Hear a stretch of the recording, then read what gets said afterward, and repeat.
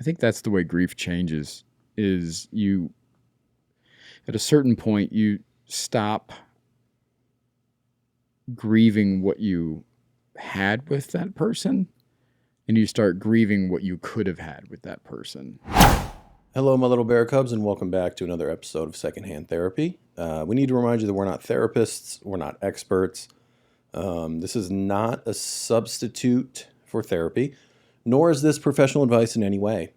But thank you for being here. We appreciate you. If you enjoy the show and would like to support it, we have a Patreon.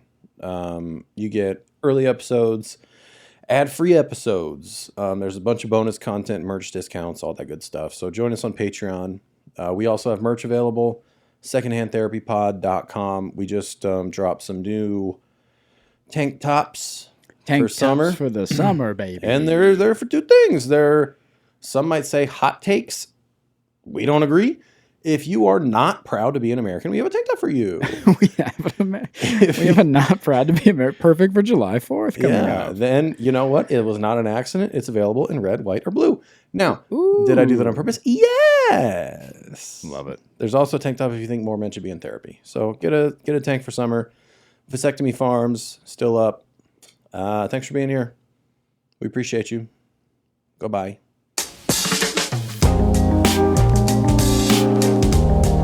Hello, my little bear cubs, and welcome back. Secondhand Therapy.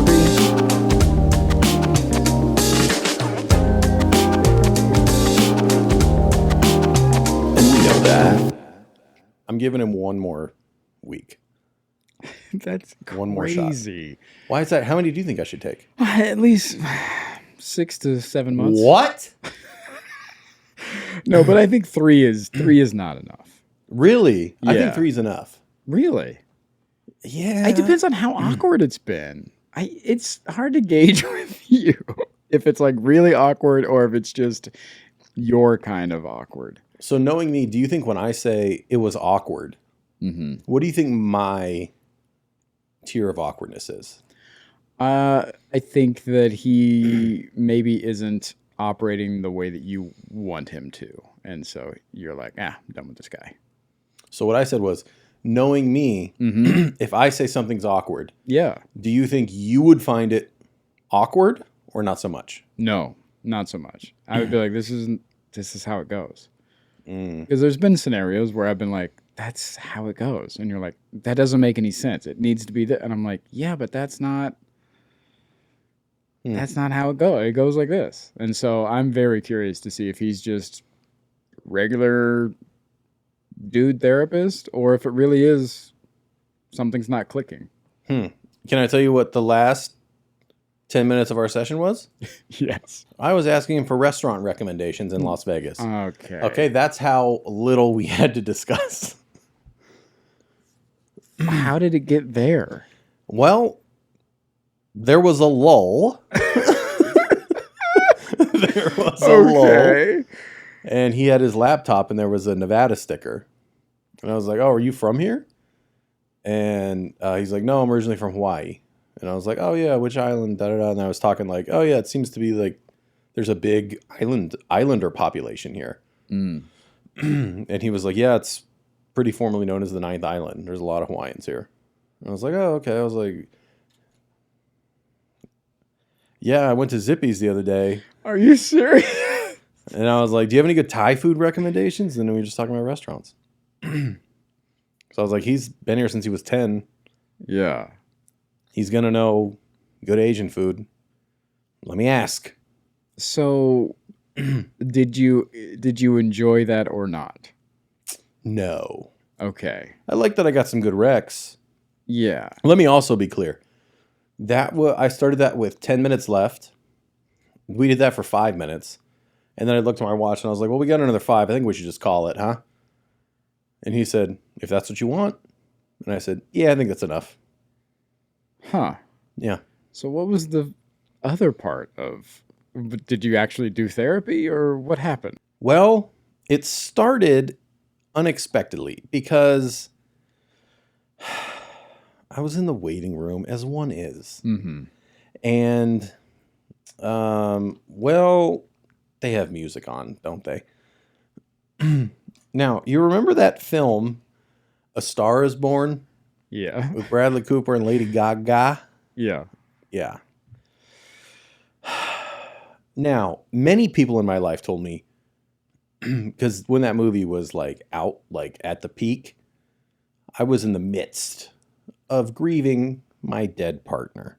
So everybody was like, hey, don't watch that movie. And I was like, yep, for sure. And then I watched it one day. Okay. Okay. In the waiting room,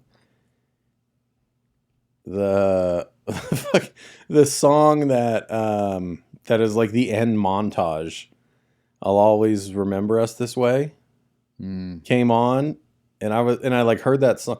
I heard it like starting up, and I felt like anxiety in my chest, and I was like, what is this? And I was like, what song is this? Like, what am I about to hear? And then it started, and I was like, oh, and I recognized it. Oh. And it took me back to the first time I watched that movie. Damn. And I was in the waiting room like, am I going to have a panic attack because of Lady Gaga right now? Yeah. And I was just sitting there and I was like, trying to breathe. And then he's like, hey, Louie. And I was like, oh, you got to be fucking kidding me, man.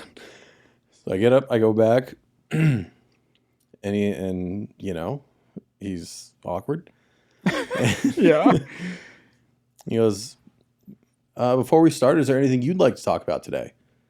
And I was like, you know what? A couple minutes ago, I would have said no, but I'm having a thing. I'm having a thing right now. And I just told him, of course, he hasn't seen the movie because that would have been helpful. Would have been helpful if he had the context.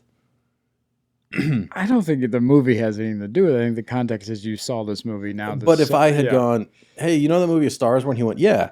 I don't have to explain why got it. You know. Yeah. But yeah, so sitting in the waiting room and had this massive flood of anxiety. And then, yeah, just felt a very heavy weight in my chest for the next 15, 20 minutes. And it was a just one of those weird times where old things feel new and they feel fresh. Yeah. And a weird reminder of how music can just like transport you to a different time.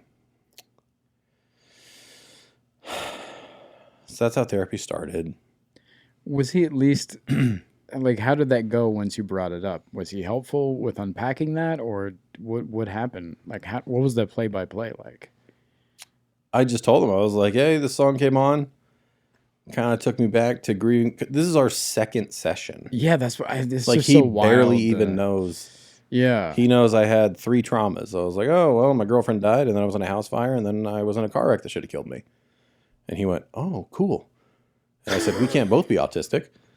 So that's all he knows about it. Oh, cool. He literally was like, oh, cool. And I was like, hey. Wow. I get it's just vernacular, but maybe just, wow. Yeah. Anyway. So, yeah, I just told him, I was like, yeah, it just took me back to this time where my entire existence was grief. Yeah. And seeing this movie and having run from it. I don't think I saw that movie for 2 years after it came out, probably. Like, I had been running from that movie, and I finally watched it, and it, like,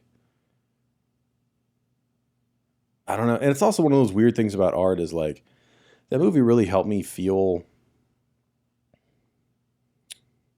seen, relatable in a way. And that kind of just happens with art, whatever you're going through. Yeah.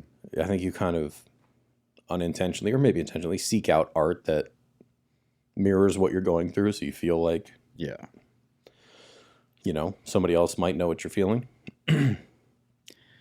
Yeah. when mom died, I thought this would be a perfect time to start. When did that happen? I'm just kidding. Did you want to be a dick? I'm uncomfortable. I know. You never told me that. I thought that would be a perfect time for me to start watching 6 Feet Under on HBO. For the first time? For the first time. Holy shit. Yeah. How'd that go? Don't do that. A movie all about dead people and preparing dead people and grieving. And I was just like, I just binge watched it. I just remember just getting high and watching that non-stop. I mean, Ouchie. There's 6 or 7 seasons of it. Yeah. Yeah. What else did you run from? Or what other things were... You don't run from it. You wallow in it. Yeah, you say wallow. I say... I say embrace. Okay. For me, it helps me process. For me, it feels more like processing than wallowing, because I could be wrong because I was never taught how to process. So maybe I'm doing it wrong. Yeah. But yeah, for me, when it washes over, younger self would definitely just turn it off. That's not happening. Let's ignore it or whatever. And still, sometimes I might do that depending on the setting. But more than likely, if it washes over me, then I'm going to feel it and I'm going to be in it for until it's gone. Which is, sometimes it's a few minutes, sometimes it's a few hours, and sometimes it might last a week. And I'm just kind of in it and going through it.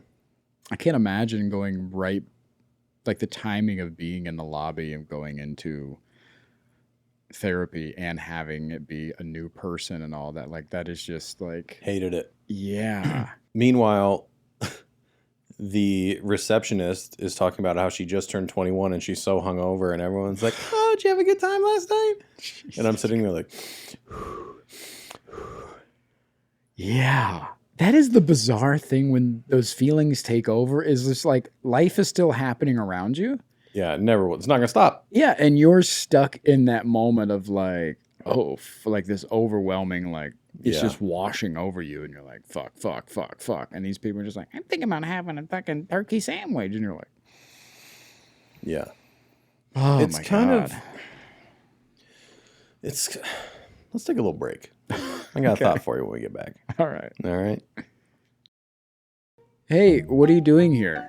You're about to hear some ads, and you don't want to do that, and we don't want to be doing ads, so go to Patreon. I fucking hate ads, man. Yeah, they're annoying, and they interrupt the show. So, do you want the show to be not interrupted?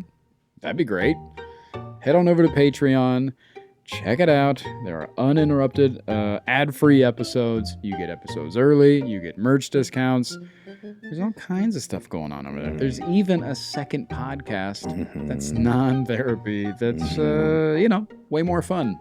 It's happening right now without you. We are so much funnier when we're not talking about our feelings. Oh, my God. We're always talking about Blake Lively's voice making my balls itch last week. That's very true. We were talking about a penguin documentary.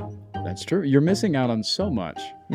Head on over to Patreon. Until then, thanks for listening. Thanks, guys. And the reality that when you're grieving, anything horrific happens in your life,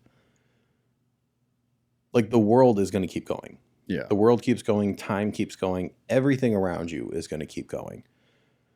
And it's kind of it's a bit of a mind fuck, because in those moments, as like for you, the one hurting,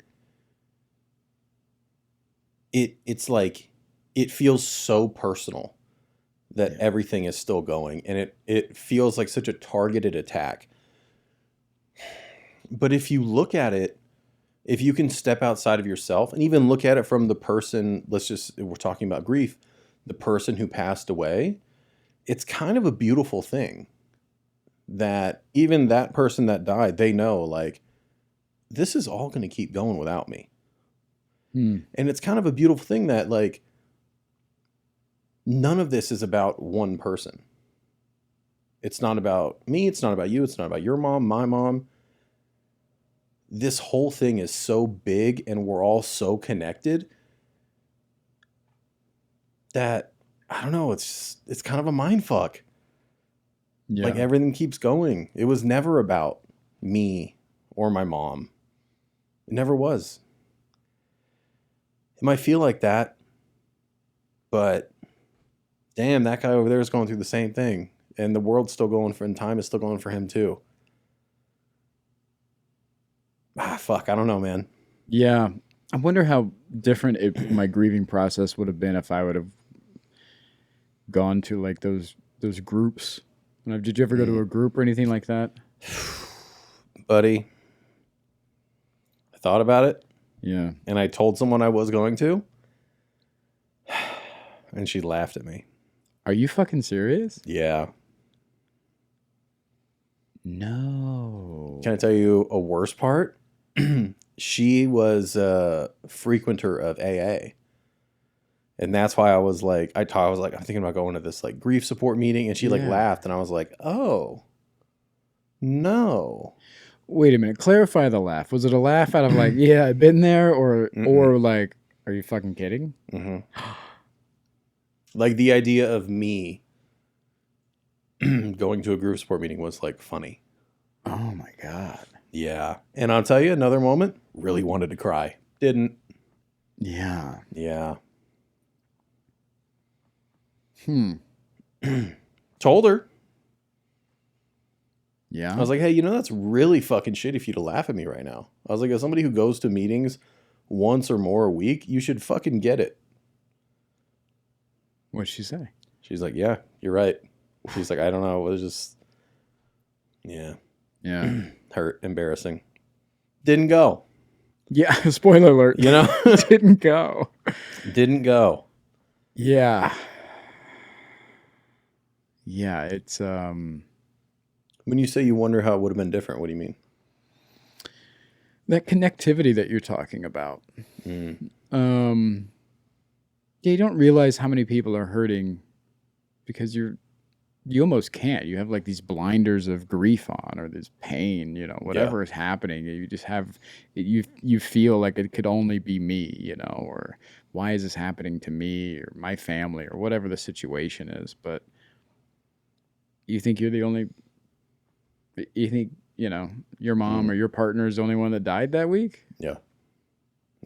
Hey. Wrong. Yeah. So, yeah, I'm wondering, I wonder how healing it would be hearing that other people are going through similar situations while you're going through the similar situation. I don't know if that would feel shittier or better. Because then the shittier part would just multiple be truths. Like, yeah, right? Because you'd be like, oh, well, I'm not special. Like, everybody has a fucking, everybody's hurting. But then maybe better because you're like, oh, I'm not special. Everybody's hurting. Oh, see, I look at it completely different. I look at it as like, I'm going to be in there and someone's going to be in there because their dog died. I'll be like, hey, yeah, donuts in the lobby. Yeah, you think it's a comparative thing. And then your hurt doesn't equal my hurt. Yeah, and then you have somebody whose spouse of 70 years just died and they're navigating life alone for the first time. I'm like, I shouldn't be here. Yeah. Yeah. But hey, that's not what empathy is. Empathy is about the feeling, not the experience. Learning. Mm-hmm. Yeah. What you thinking? I'm just thinking about processing and how it changes. I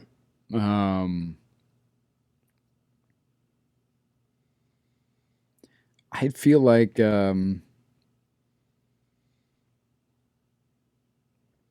my grief is more efficient now. It's more compact. It's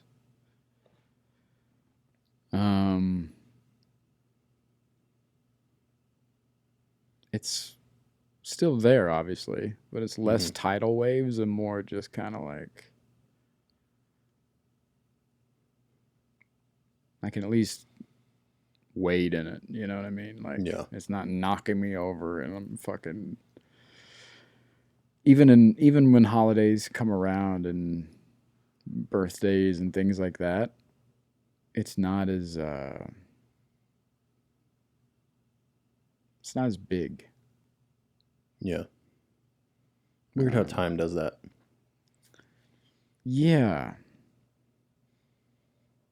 Because at the beginning, time's your fucking worst enemy. yeah. Oh my god, dude. And then now looking back, it's such a strong ally. Like it Yeah. really is very healing. Yeah. Multiple truths. Multiple fucking truths, dude. Hate them. So how do you process when those things, like going back to being in the lobby and something triggers that and it begins to wash over you? Have you learned a better way of how to manage or how to calm those? Like, does it still feel as intense or as before? Yeah, it does. It still feels very intense. Um, but one of the things that happens through any type of healing, I think, especially grief, is you really build up a resilience.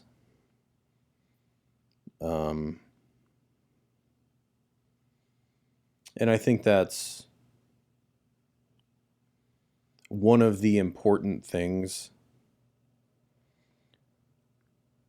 that I have prioritized in therapy is understanding that it's okay to be uncomfortable, because in that discomfort, you're building resilience. Because the next time it's uncomfortable, you already know you got through it. You already know how to handle it a little bit better. And I think that's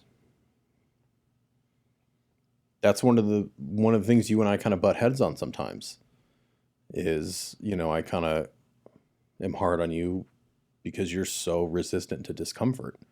Mm-hmm. And yeah, that's why sometimes I just want to yell at you. I'm like, it's going to be easier next time. You got to do it this time. Yeah. But yeah, it's even when you don't think you are, you're building resistance, especially during grief. What else are you going to do? Yeah. I mean, that's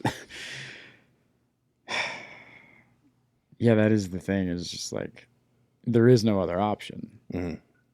And you can try to go around it, but you got to go through it. yeah, the only way out is through. Yeah, you can't go around it. You can't dodge it. It's just not going to happen.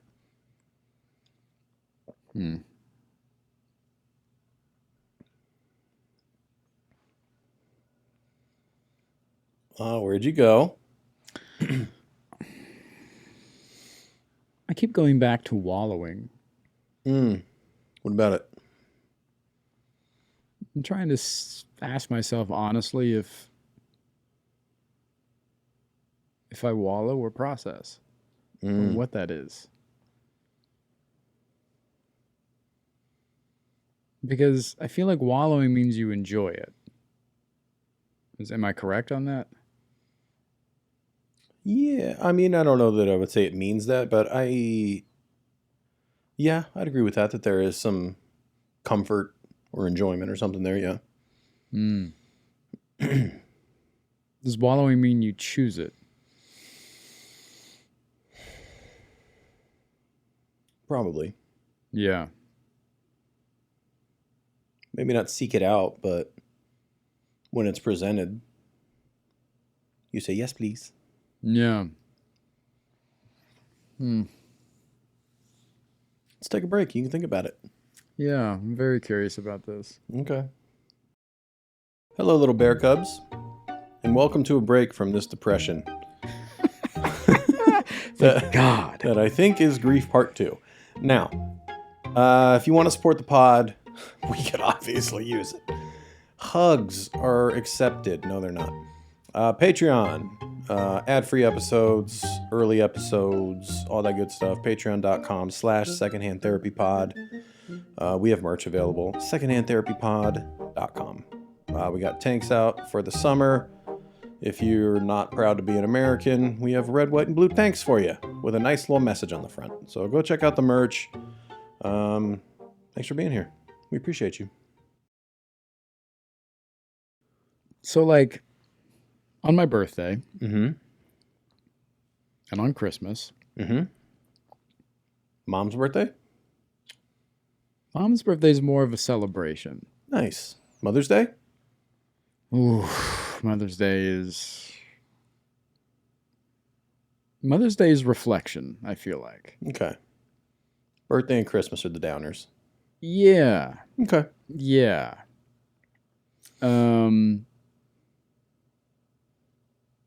Christmas, I will look at old home movies Mm-hmm. and I will listen to voicemails from my mother and grandmother. Why? What's the intent or hope or desire or driving factor? That's what I'm trying to figure out, if it is choosing to wallow or not. Because what I've thought it's been is seeking connection. I just want to hear my mom's voice again. Seeking joy or connection?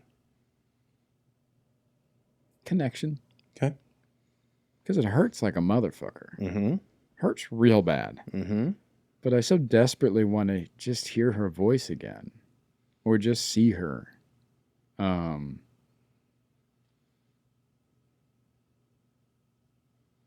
birthday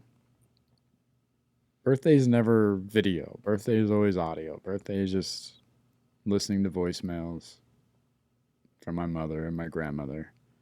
Why the difference for the days? I feel like Christmas, seeing them, even though it's on screen, still feels like I get to spend time with them. Mm-hmm.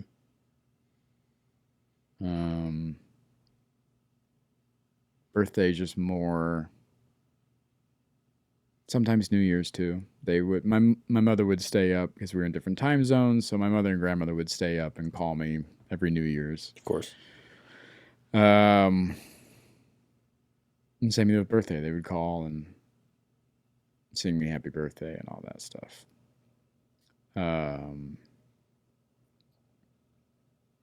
But I was always come home for Christmas, so I was always spending it with them, and so it's my way of still being able to spend it with them. Mm.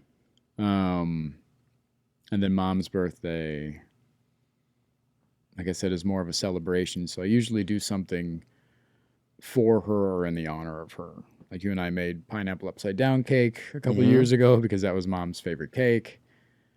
Or I'll make a dish usually on Christmas or her birthday that was kind of her Buckeyes. thing.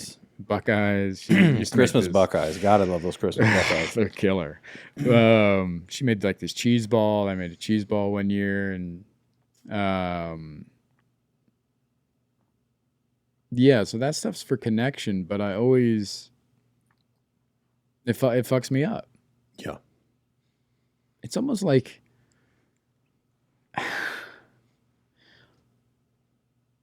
those. You ever meet somebody and they're like, "Oh, I can't have tequila. I get crazy on tequila." And then every once in a while they drink tequila and you're like, "Why did you do that?" And they're like, "I don't know, man. I can't have it." Yeah. It's like, it feels like that where I'm like, "Hey, man, I can't be watching those videos and stuff. It fucks me up." And I'm like, "You were just watching them." Yeah, I shouldn't have done that. It fucked me up. Yeah. But Do you find a benefit from them? yeah, I get to. I don't ever want to forget what my mother's voice sounded like. Mm-hmm.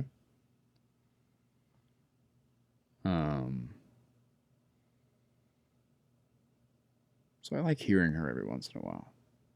Yeah.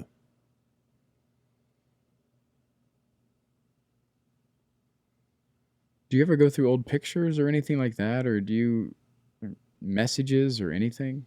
Mm-mm. I don't have them on my phone.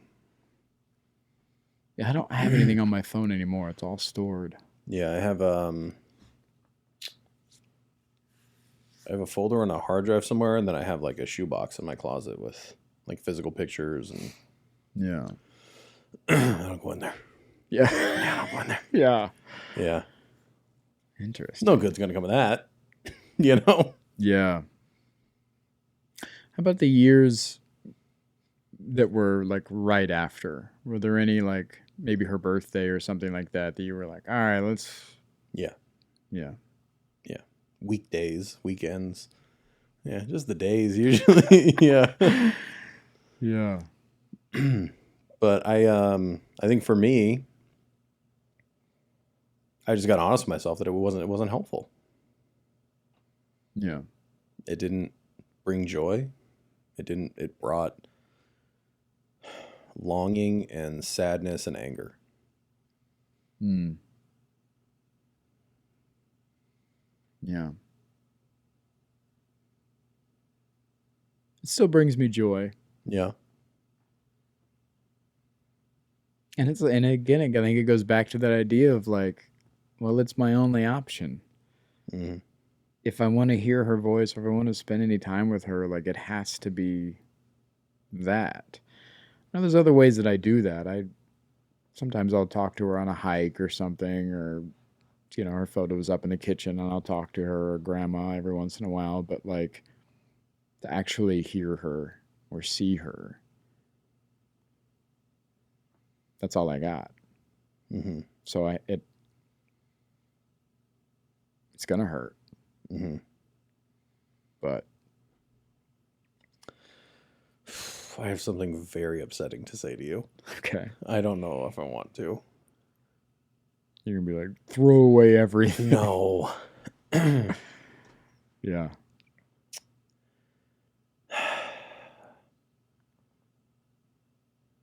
This is coming from somebody who has not lost their mother.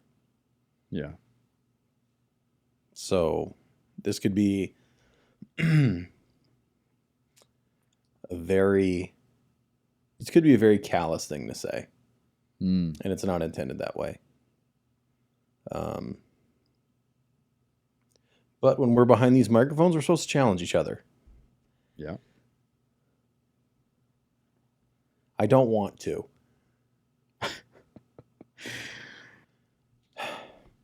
Well, this is what made me think of it. You said if you want to spend time with her, Yeah. this is your go-to. Do you think you've let her go yet? Oh no. Mm. No. You know you have to, right? I can't. Why? Let her go how? Let me clarify. What do you mean by let her go? Realize that she's gone? Accept that she's gone. Oh, I've accepted that she's gone. Yeah, I've done that. Yeah. It just... I don't mean forget. That's not what I'm saying. No. I've accepted that she's gone. Mm-hmm.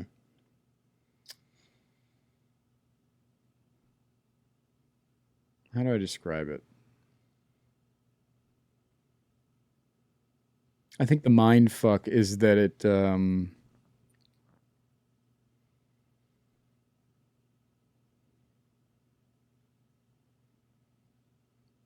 the reminders that she's gone. That's what fucks me up. What are those? I'll have a dream, and we've talked about that a little bit, where I'll have a dream and it feels very real, and she's there, and in the dream I realize that this is a dream and that she's dead. Mm-hmm. And then I break down in the dream, which then wakes me up, which then I have to be like, hey, you're fine. And then I have to retell myself, also, mom is dead, but you're fine. Mm-hmm. And then I have that kind of realization again or that reminder again about being like, Yeah. She's gone. So I think it's more of those reminders that hurt more than anything else.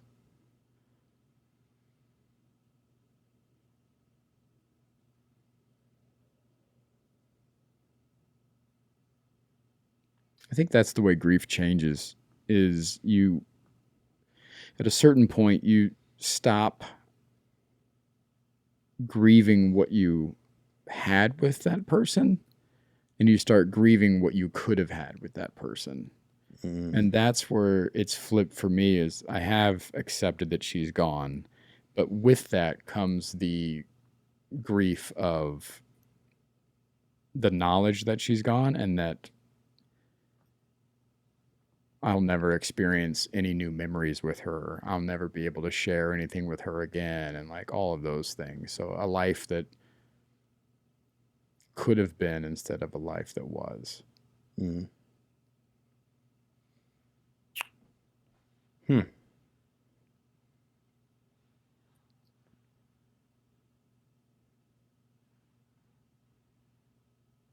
we got to take our last break. Thank fucking God. Hello, little bear cubs. Hey, are you exhausted? Us too. I might cry. Yeah. Who knows? Jesus. Patreon, merch, if you want to support the podcast. If you want to contact us, you can do so via text or voicemail, 818-850-2448. If you want to email us, secondhandtherapypod@gmail.com. If you have any business you want to talk, guests, sponsorships, all that, business@secondhandtherapypod.com. If you want to send us mail, the IRS just sent us some mail. I love that. Yeah. P.O. Box 230595, Las Vegas, Nevada, 89105. We'd love to hear from you. We'll see how much of this show we got left before we die. Thanks for being here. It's also a weird thing to think about, like, I think sometimes with grief, comes like this weird sense of responsibility. Do you ever feel that, of like the pressures of being sad? Like guilty if you don't feel sad enough? Yeah. I used to. I don't anymore. Yeah.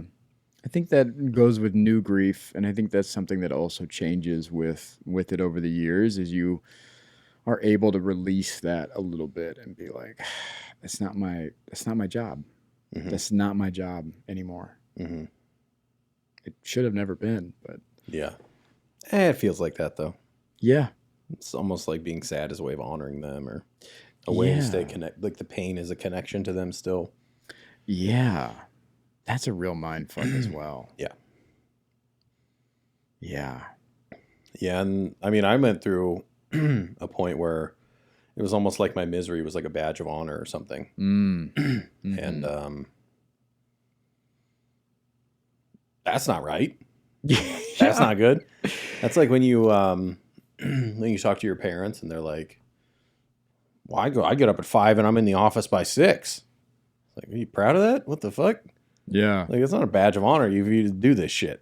It's the same. You know, you look at like, why are you proud of this? Like, I was proud of how miserable I was, or like that was my identity. Yeah. It's a weird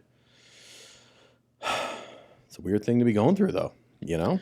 Yeah, I mean, that's what I'm kind of dealing with too recently, with this switch of being happier in my life and everything. I've just been branded so hard as like just the sad fucking grieving guy. Say self-branded? Yeah, yeah, absolutely. But it was the expression, and that, I think that's the mind fuck, was like the expression of that grief. I wasn't actively choosing that. It was just what was coming out of me. And so like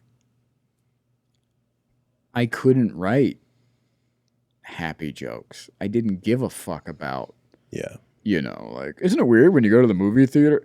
Hey, And there's a guy with a gun? Yeah. It's like, everybody's dead. Let's talk about it. Yeah. And it was all I could. It just consumed me, and it would just pour out of me. And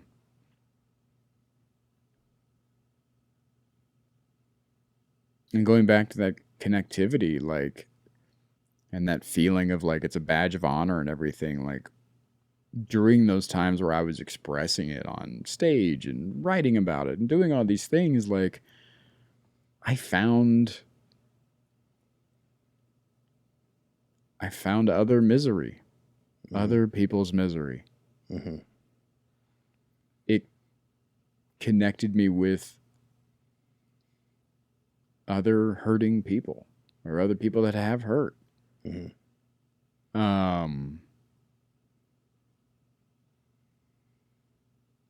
And so you almost find not only identity in it, but community in it. Mm-hmm.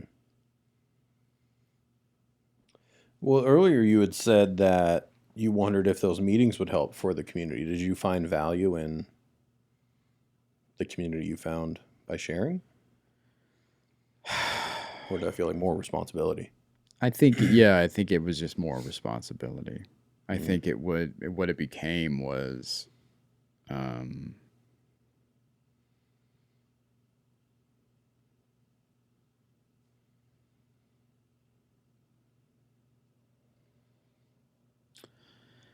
man, I don't want to cry on this fucking episode.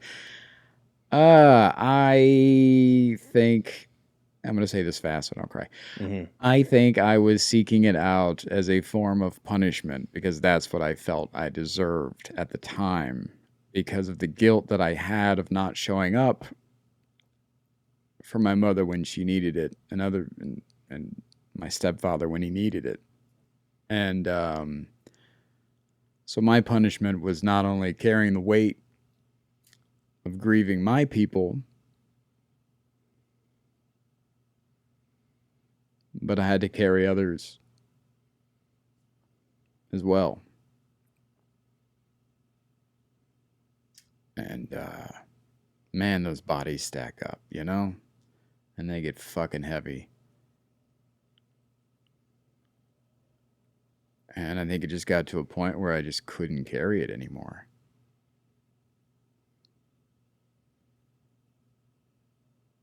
And then what happened? And then I think I just stopped expressing it. I was so exhausted from being weighed down that I couldn't even express it anymore.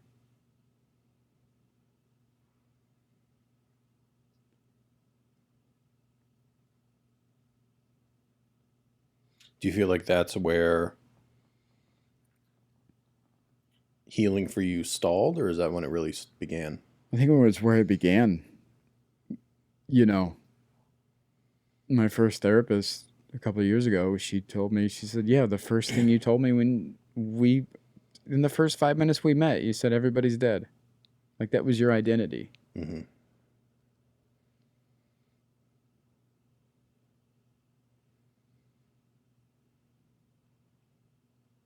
Yeah, guilt was just seeping out of every fucking pore of me.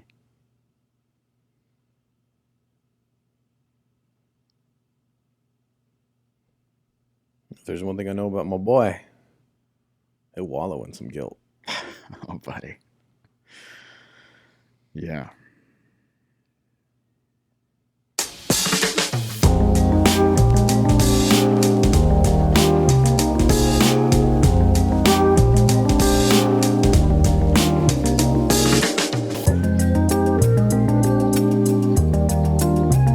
And we know that.